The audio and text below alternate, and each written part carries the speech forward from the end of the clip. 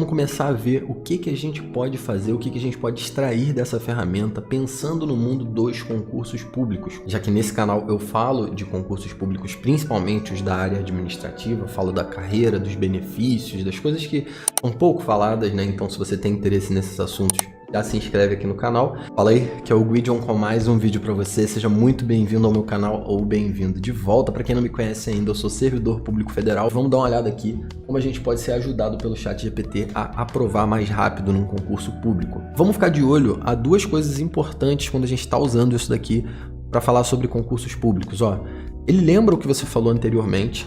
Durante a conversa, o robô está sendo treinado para procurar cada vez mais especificamente naquela área que você está direcionando ele a procurar. Isso é muito importante. Permite que o usuário faça correções de acompanhamento, ou seja, você perguntou uma coisa, ele respondeu errado, e você sabe, por exemplo, aquela pergunta que eu fiz, né? Se você sabe o gabarito da questão que você está perguntando, você pode falar, não, a resposta é tal. Por quê? Ele vai pensar sobre qual foi o erro dele, ele vai corrigir automaticamente, vai te entregar a resposta perfeitinha. Ocasionalmente, pode gerar informações incorretas, ou seja, ele erra, tá? Então, cuidado aí com o que você vai levar como verdade dessa conversa aqui. Ele pode te ajudar muito sim, mas muito cuidado, você tem que usar isso daqui com calma e sabedoria. Saber perguntar é mais importante do que a resposta em si, né? A interpretação e aperfeiçoamento da resposta que ele vai dar aqui é o caminho para onde a gente vai seguir no futuro, com certeza. Agora vamos direto ao ponto, né? O primeiro tópico que eu coloquei aqui foi pedir comentários para questões. Para algumas questões ele vai conseguir dar, para outras não, mas isso daqui te ajuda bastante, sobretudo em matérias que transcendem a nossa língua, por exemplo, raciocínio lógico, matemática, informática, né? Nessas matérias ele vai conseguir te responder com um desempenho muito superior a direito administrativo, por exemplo, que já é uma coisa mais peculiar aqui do Brasil. Não o direito administrativo, mas o nosso direito administrativo. Você está procurando para o seu concurso, ele vai te responder com mais precisão uma questão universal, né, de uma matéria universal, do que algo mais específico. Tem que ter sempre isso em mente, apesar dele conseguir te ajudar também com questões de legislação, e você vai ver isso nesse vídeo. Olha só, eu produzo uns simulados aqui para o pessoal sobre concursos públicos, e como a proposta desses simulados não é uma orientação teórica, eu faço um material técnico para ajudar a pessoa no planejamento, em várias questões assim, de concurseiro mesmo, não é para dar uma aula para a pessoa. Esses simulados não são comentados. De volta e meia alguém pergunta, né? Guidion, você não tem um comentário daquelas questões e tal? E eu oriento as pessoas a procurar no Que Concursos, no Tech Concursos, que são sites de questões que têm questões comentadas, porque a maioria das questões que eu encontro em provas anteriores tem comentários lá e vão ajudar a pessoa. E sem querer aqui, fazendo esse vídeo para você, eu achei uma solução para quando a resposta não tá lá. É perguntar para o robô, cara. Olha só que bizarro. Vou botar esse enunciado aqui, ó. Bom dia. Poderia responder uma questão de raciocínio lógico para concursos? Eu vou mandar a questão aqui, ó. Tá respondendo, ó. Correta tradução da afirmação para a linguagem simbólica seria... Olha isso, cara. Não é bizarro um negócio desse? Então vou pedir para ele me explicar melhor aqui. Olha só. A afirmação Nicole está triste se e somente se não almoçou pode ser traduzida como P é verdadeiro somente se Q é falso. Ou seja... Aí coloca em linguagem simbólica. Já a afirmação, então, Nicole está alegre e almoçou, pode ser traduzida como não P e Q são verdadeiros. Ou seja, cara, vamos para a segunda possibilidade aqui agora e vamos tentar uma coisa mais difícil para esse robô. Vamos falar de direito. Então vou abrir um novo chat aqui, já que nesse a gente estava falando de raciocínio lógico. Vamos falar aqui, ó. Você conseguiria responder questões de direito administrativo brasileiro para mim? Vamos ver o que ele fala. Sim, eu posso responder questões de direito administrativo para você. O que gostaria de saber? Vamos lá. Vamos supor que você está estudando uma lei 8.112 aqui. Você está lendo aqui formas de provimento do cargo público. Você sabe o que é nomeação, que é quando você entra no serviço público. Promoção você já ouviu falar. Vamos lá, readaptação na verdade, né? Aqui quer dizer readaptação na lei 8.112. Na Lei 8.112, a readaptação é um procedimento administrativo pelo qual um servidor público federal é remanejado de sua função original para outra função, devido a alguma limitação física ou mental que impeça o desempenho das atividades para a qual foi contratado. A readaptação tem como objetivo preservar o emprego do servidor e garantir sua continuidade na administração pública. Você tem noção? Você tem noção? Isso é bizarro, cara. Isso é bizarro. O primeiro concurso público que eu passei foi em 2012. Daria para estudar só com isso aqui. Pela quantidade de matérias que tinha no edital e pela complexidade dessas matérias, né? Foi um concurso para uma prefeitura. Daria para estudar só com isso aqui, cara. É bizarro. O que vai acontecer ao longo do tempo, né? Depois de um tempo, você vai ver que vai subir de novo a dificuldade dos concursos públicos, porque as pessoas estão tendo mais meios de se preparar e acelerar a preparação. Mas enquanto isso, cara, a gente está no começo, ninguém conhece isso aqui. Ah, muita gente conhece, mas ninguém usa isso daqui dessa forma para essa finalidade ainda. Então você consegue sair na frente. Isso é uma oportunidade única, assim, sei lá, cara, em muito tempo. Então a segunda coisa que você poderia fazer seria pedir para o ChatGPT explicar melhor para você partes de leis. E aí pode passar na tua cabeça, pô, mas e aí, eu preciso ainda de um curso preparatório, alguma coisa assim? Olha, com maior profundidade, para algumas matérias você vai precisar sim, até porque tem coisa que você só entende com alguém falando, literalmente mostrando para você. Mas muita coisa esse troço aqui te ensina, cara. Não que você não consiga essa informação no Google, você consegue, só que você leva muito mais tempo. Você vê que aqui eu dei Enter, o cara me respondeu exatamente o que eu preciso saber. Lembrando que pode ter eventualmente uma resposta errada aqui. Vamos depois testar umas questões aqui para ver se o robô erra, inclusive, né? Vamos para a terceira parte aqui, ó. Eu estou fazendo um simulado atualmente para o concurso da UF e surgiu uma parada lá em português que não tinha aparecido nos concursos anteriores e era uma expressão que eu não conhecia. Eu pesquisei no Google, tá? Eu não sabia fazer isso aqui ainda. Agora, pô, mudou. Para mim, o Google agora começa por aqui, né? O que eu não consegui aqui, eu vou no Google e faço uma busca manual. E, sei lá, algum assunto que o robô ainda não conseguiu a inteligência para chegar exatamente onde você quer chegar, né?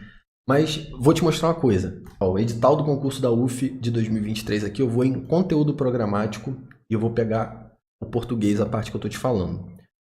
Aqui, ó, variantes diatópicas, diastráticas, diafásicas, diacrônicas e diamésicas da língua portuguesa. Vamos perguntar para ele. Não sei se eu abro outro chat ou se eu só pergunto aqui. Vou tentar perguntar aqui. Me explique as variantes da língua portuguesa. Isso daqui é muito útil. Olha isso, cara. Olha isso. É muito útil quando você tem conhecimentos específicos, por exemplo, um monte de matéria diferente, alguma coisa ali você não sabe nem o que quer dizer. Você pode perguntar para ele em que matéria você vai achar aquilo dali, para você saber melhor como fazer sua busca, né? Onde você vai encontrar essa matéria e otimizar o seu estudo. Olha quanto tempo você vai ganhar com isso daqui. Ele está explicando, cara. E eu já tinha visto a explicação, tá? Quando eu fui buscar no Google para traduzir isso daqui que estava codificado para mim, que não conhecia esses termos, não tinha ouvido falar disso ainda. Dos conceitos sim, mas dos termos especificamente eu não me lembrava. E a resposta está certa, cara. Ó, então temos aqui diatópico, diferenças regionais e locais da língua. Diastrático, né, de estratificação, diferenças sociais da língua. Diafásico, as diferenças de gênero e idade. Diacrônico, mudanças da língua ao longo do tempo, né, de cronologia, enfim.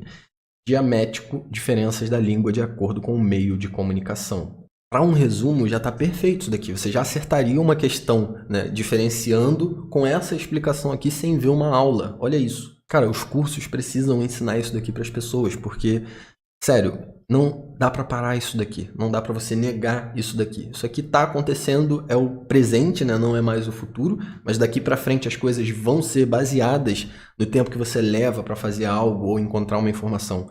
Baseado nisso aqui, lembrando sempre que você pode pedir para ele expandir essa explicação. Não entendi bem, sei lá, me dê exemplos de variantes diastráticas da língua, que são diferenças sociais. Variantes diastráticas são exemplos de diferenças da língua de acordo com a situação social e relações formais e informais entre os falantes. Estão alguns exemplos de variantes diastráticas da língua portuguesa. Fala formal, né?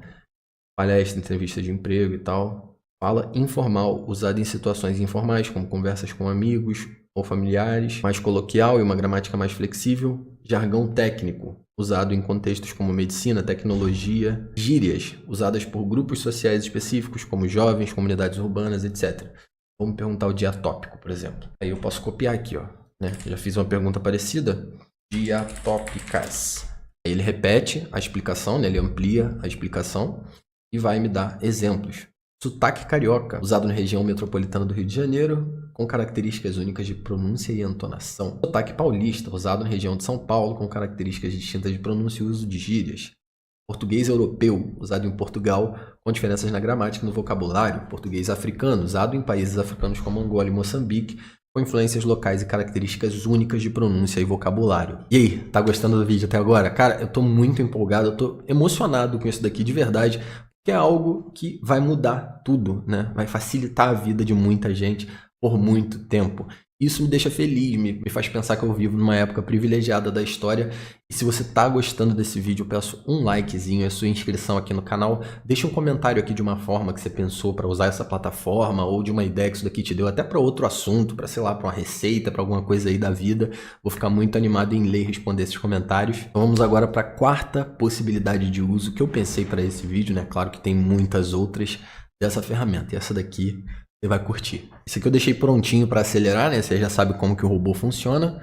Olha isso aqui, ó. Quais as principais fórmulas exigidas em provas de raciocínio lógico nos concursos da área administrativa? Você vê que eu afunilei bastante, né? E você pode colocar perguntas bem mais complexas, o robô te responde. Quanto mais dados você der para ele entender o que você quer, melhor vai ser a resposta. E aí ele colocou aqui, ó, as principais fórmulas exigidas em raciocínio lógico nos concursos da área administrativa incluem porcentagem, juros compostos, progressão aritmética e geométrica, regra de 3 simples e composta, equações do primeiro e segundo grau, noções de álgebra e geometria básica. Você vê que isso daqui está certo demais. Em raciocínio lógico matemático, nos concursos da área administrativa, a gente vê demais, cara, porcentagem, juros, regra de 3, progressão aritmética, né? Isso daqui cai demais. Então, para te orientar no começo dos estudos, vamos supor que você não tem curso ainda, você só sabe que quer estudar para essa área, você consegue ver quais os temas mais quentes e já sair fazendo um primeiro, segundo concurso com 70, 75 pontos, porque você vai pegar os tópicos mais importantes que provavelmente, quando o edital sair, você já matou, você já estudou aquilo dali com antecedência, e isso vai te colocar na frente de muita gente, cara. Isso daqui é fantástico. E aí eu continuei, ó. Poderia listar e me explicar essas fórmulas um pouco melhor? E aí ele fala da porcentagem, dos juros, da progressão, etc. E aí eu perguntei, quais são as fórmulas usadas em porcentagem? Você vê que eu peguei esse tópico 1 aqui e eu pedi para ele expandir. E aí ele fala, ó. As fórmulas mais comuns envolvendo porcentagem incluem porcentagem de um número, que é a relação entre a quantidade e 100. A fórmula é quantidade barra 100 vezes x, onde x é o valor da porcentagem desejada. E aí ele fala também de outras formas que porcentagem é exigida em concursos, como cálculo do valor original a partir da porcentagem. Ou seja, se x% de um número é conhecido, pode-se calcular o valor original da seguinte forma: valor original igual a x sobre 100 vezes a quantidade. Cálculo de uma porcentagem de aumento ou diminuição. Quantas vezes você já viu uma questão dessa numa prova, cara, ou em concurso, né? Tem um valor tal, e aí ele te dá ali uma porcentagem de aumento, ele pergunta qual é o resultado. Ou ele faz, né, uma elaboração maior, dá uma volta, dá um ou outro valor, enfim. É bem comum ver isso aqui em concurso. E é incrível como que o ChatGPT, além de te dar o assunto, ele te explica as fórmulas que mais caem, de fato, nas provas. Até porque isso daqui deve ser universal, né? Devem ser as coisas mais perguntadas em porcentagem no mundo todo. Até por isso eu falei no começo do vídeo que isso aqui vai te ajudar mais em matérias universais do que em matérias específicas, apesar da gente ter visto lá no 8112 que numa parada bem brasileira ele resolveu pra gente. E aí perguntei em juros compostos, ó, quais são as fórmulas usadas em juros compostos? Poderia dar um exemplo de questão de fácil compreensão para um iniciante no assunto? Você vê que eu fui bem específico com a minha pergunta, né? Tá aparecendo aí na tela a pergunta agora para você. E aí ele me respondeu aqui, ó, a fórmula mais comum envolvendo juros compostos é montante igual a capital vezes 1 mais juros elevado ao tempo.